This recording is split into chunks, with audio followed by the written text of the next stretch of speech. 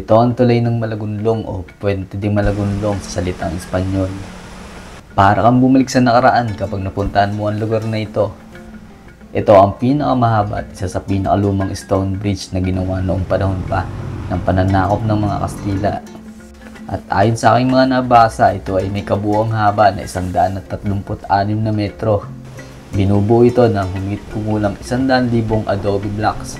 Matatagpuan naman ito sa siyudad ng Tayabas dito sa probinsya ng Quezon. Sinimulan itong gawin ng mga taga-Tayabas noong taong 1841 at natapos noong taong 1850 sa pamamagitan ng forced labor. Isa lamang ito sa 11 historic bridge dito sa bayan ng Tayabas.